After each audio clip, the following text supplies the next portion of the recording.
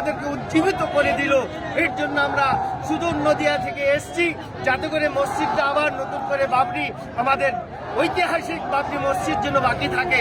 আজকে দলদাস হয়ে যে সমস্ত নেতা নেত্রীগুলা রয়েছে, তাদের মুখে আজকে ঝামা ঘষতে এসছি যে মমতা ব্যানার্জি এটাও জেনে নেক যে বাবরি মসজিদের জন্য আজকে হুমায়ুন কবিরকে সাসপেন্ড হতে হলো। আজকে মমতা ব্যানার্জি জগন্নাথ মন্দির তৈরি করছে, মমতা ব্যানার্জি লিঙ্গ মন্দির তৈরি করছে, একবারে হাস্যকর মন্দির তৈরি করছে।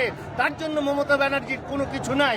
আজকে হুমায়ুন কবির, আজকে বাবরি মসজিদ, হুমায়ুন কবির জিন্দাবাদ, তাকে আজকে সাসপেন্ড করা হয়েছে।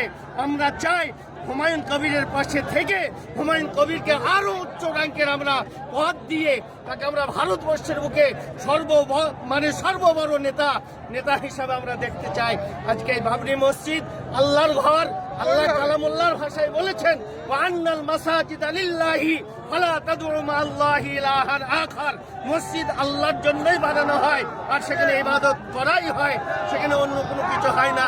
আর এটাও আমি জানিয়ে রাখছি যে ভাই সকল, এই মসজিদ সরকারি টাকা দরকার হয় না, সুদের টাকা লাগে না, হারামের টাকা লাগে না।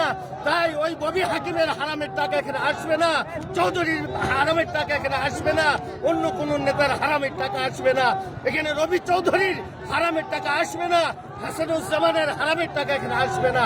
হারামের টাকা দিয়ে মসজিদ বানানো হয় না, সরকারি জায়গায় মসজিদ বানানো হয় না। হয় সেটা মন্দির, রাস্তার উপরে মন্দির তৈরি করে, ঘাসের জায়গা তারা দখল করে, আজকে সম্পত্তি তারা সব দখল করে তারা মন্দির বানাচ্ছে, ব্যবসা বানাচ্ছে, সবকিছু করছে। আর আমরা বাবরি মসজিদ বানাবো, তার জন্য তাদের এত গায়ে জ্বালা। আজকে আলহামদুলিল্লাহ আমরা বাবরি মসজিদের স্থানে এসে ইট দান করে আমরা সবাই আনন্দ উপভোগ করছি। আজকে লক্ষ লক্ষ মানুষ আজকে আল্লাহ